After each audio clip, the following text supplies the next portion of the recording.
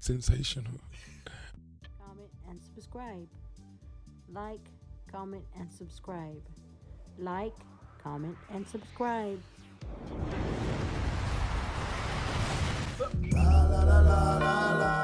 The bodies are found. Okay, the police come. Everyone shows up. They say, "Okay, we got found 2 murder victims. It's OJ's wife." That sets off the media. There comes the media storm like nothing you've ever seen. And ever. her head is almost off. Correct. Decapitated. Correct. Yeah. Okay. Ron has very nasty wounds also, which were hard to see because his clothes were like tucked up, but he is slaughtered too. Okay. So the media catches it, goes crazy. They're all thinking OJ. Okay. Right away. Right. So they tell OJ to come back. He flies back from Chicago. Shows back up about 11:30, 12 noon. Kardashian grabs the bag, walks away with the bag. This starts OJ's luggage. Rob Kardashian grabs the bag. This is a big part of the story. And the LAPD doesn't even see him do it. So everyone's like, there's all these things are flying around. Like it's going so fast. They cuff OJ. That famous photo of him in handcuffs in his yard at Rockingham. Okay. Howard Weitzman is his attorney at the time. He's going to get the boot soon. OJ agrees to go to the police station, give his blood, and talk to the police without his attorney, which is unheard of. Wow. And he does like over a 40-minute interrogation. It's taped. It's on YouTube. Wow. You can hear it. It's public. Okay. So OJ does that. We always have problems. Like he's going through the whole thing. I wasn't home. I got on a plane. Did he have an alibi? The alibi was the plane. His alibi is he's asleep. That's what he says. He's sleeping. Well, wasn't he supposed to be on a plane? But before that, he's not. Okay. The murders happen at 10:35 to 10:45. Okay. So where's OJ at 10:35 to 10:45? Okay. And we can get into Jill Shively, who says she sees him crash the car at 10:50 p.m. So that's what they're trying to say is, where are you during the murders? I overslept. Why can't a man just be at his house? That's what he keeps saying over the years. Why do I have to account for myself? I'm at home. Well, that's the problem. There's nobody else home with you. Cato's in the back house. Arnell supposedly is at the movies. Who's Arnell? The daughter, OJ's daughter. Right, okay. So, all right, so just speeding forward. So everyone's looking at OJ. Cameras. He's with Weitzman. That's when Weitzman does the famous line, like he goes, "Hey, man, I know you got to ask the questions, but he's not going to talk to you." Like that's the famous, these are like iconic imagery, which you know. Okay, OJ is let free for about 4 days. Okay. The Bronco chase is going to happen on the 17th. So when they issue the warrant and Gascon comes, funny name, Gascon again, comes out and goes, we have issued a warrant for OJ Simpson. He is a fugitive. We're actively searching for OJ Simpson because he escapes Rob Kardashian's house on June 17th. He drives to Nicole's grave with AC in the white Bronco, which is AC's Bronco, not the murder vehicle. That's in evidence. He owned the identical car. Fascinating. I didn't even know that. So the Bronco that they went in the chase, took the cops on the chase on, is not the Bronco with all the blood in it. That's totally from that's evidence. OJ's house. That's evidence. It's in evidence. Yes, Okay. Yeah. Okay. Amazing. So he bought the same vehicle. He that was a hot car. That was a fly car back then. Yeah. And I think Paula Barbieri had one too. That was OJ's girlfriend. So anyway, so they drive. He's suicidal at this point. He has a gun to his head in the car. Yeah. Okay. He drives to Nicole's grave, which is in Orange County, California, and he goes to visit her one last time. He's thinking of blowing his head off right at the grave. AC's telling him, don't do it, don't do it. Okay. They get back in the Bronco. Now they're coming north on the 405. Now everyone knows, everybody and their mother, unless you live under a rock, knew that the juice is loose. The Orange County Sheriff begins the pursuit first. They're not in LA yet. They know where he is. They are already on him. Somebody ratted him out. I saw OJ screaming at the grave. He's yelling like, "It's your fault." Yeah. At the grave, at Nicole, because he's about to murder himself. He gets back in the Bronco. He's got the gun. He tells Paul Berry, he pulls the trigger. The towel stops the trigger, the hammer. She put that in her book, The Other Woman. Do you believe that? Since OJ is a narcissist? I do.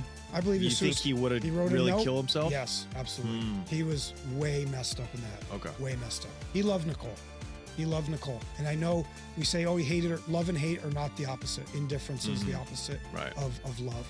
So he was a mess, okay? A mess. Now we see the Bronco. Everyone's watching, know where they were. He's coming up. People are at the signs on the side of the road. And AC saying, don't do it, don't do it. That's why you hear him on the phone call.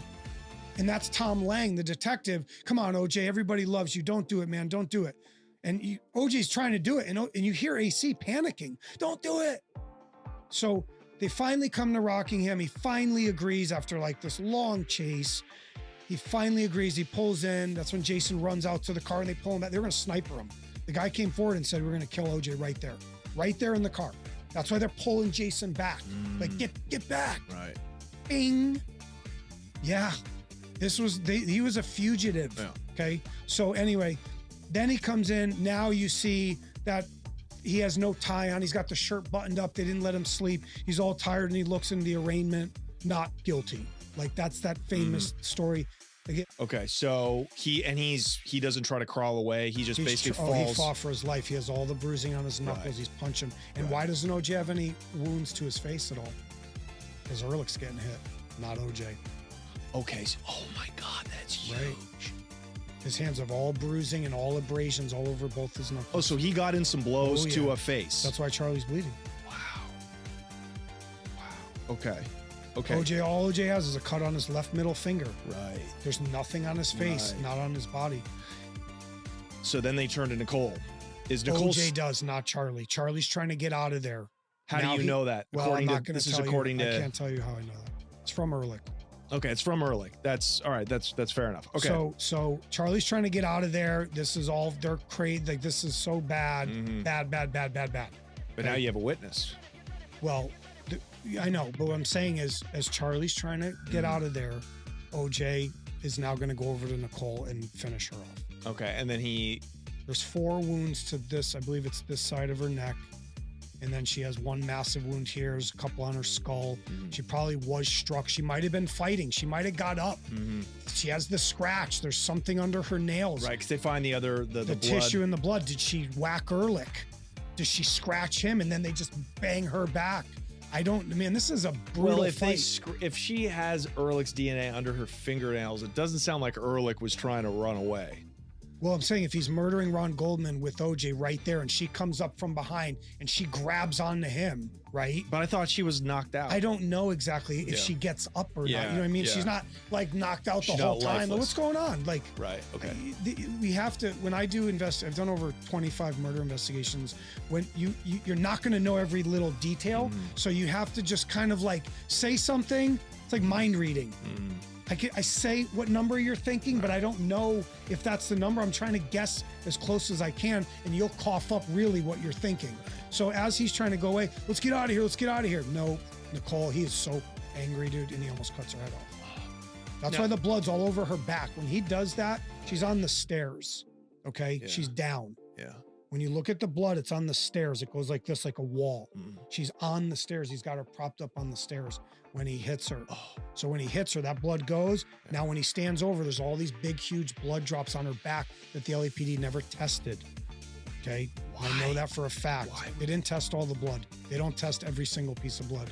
They just don't. Okay, so can they prove that she was conscious and fighting when she was getting stabbed? Yeah, the wounds in her neck are not fatal. Only this one's fatal. Okay, so go first. So she was up. He's hitting her awake. When she's on the ground. He's probably hitting her from the back. Like she's like, if she's down, it's either I either hit you straight on like this, or if you're down on the ground, I start hitting you here. Then he pulls her hair back and and slits her throat. Yes, and almost decapitates her. Okay. If you think O.J. Simpson actually killed Nicole Brown and Ron Goldman, you're actually dumb. And if you don't believe me, by the end of this video, you will. O.J. was 100% involved, but when it comes to actually murdering his wife and her friend, that was his son, Jason Simpson. Now, Jason was a chef. That was his job, and he was planning to cook for Nicole and the kids that night at the house. But Nicole bailed on him that night to go to a restaurant to eat instead. Listen to this. At the time, Jason was on probation. And guess what he was on probation for? Threatening his boss with a knife. At that time, Jason Simpson had been taking anger and rage-reducing medications. And he was off these meds at the time of the murders. Jason Simpson also has zero alibi for where he was for the night. He was caught lying about where he was. First, he said he was with his girlfriend, but that was confirmed not true. So then he tried to change it to that he was at work. But then it just kind of turned into nowhere because he wasn't a suspect, so no one said anything. Also, the knives that he had that night for his chefing job were all unaccounted for. Like the whole set, he just said, I don't know where any of them are. People said the glove didn't fit O.J. Simpson because his hands were too big and the police might have mishandled the evidence, causing it to shrink. Or maybe it was just someone with slightly smaller hands. And when this whole case unfolded, O.J. Simpson only got one other person a lawyer, his son, despite him having apparently no involvement. So what people think happened is Jason got jealous because clearly he was going through anger episodes. He went too far and accidentally killed them both in an outrage. He calls his dad OJ and he pulls up and he realizes that his son is never going to see a day of freedom again. But with some money and some illusion, maybe they could all get out of it okay. OJ Simpson has the high-speed chase. All eyes were on him as the guy who did it. And everyone is actively searching for evidence that OJ did it, pulling everyone further away from the idea that actually wasn't him at all. OJ Simpson, when he died a couple days ago, made everyone in his family sign an NDA. It's kind of messed up. Because it makes you think, like, bro's dead, like, what are you still hiding? Well, what if the NDA isn't actually that crazy because OJ is trying to protect someone who's still alive?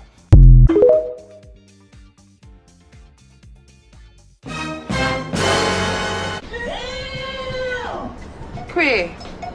Bye, Felicia. Be the best you can be. Love your family, love your friends. Spread love, not violence, not this virus. As always, peace.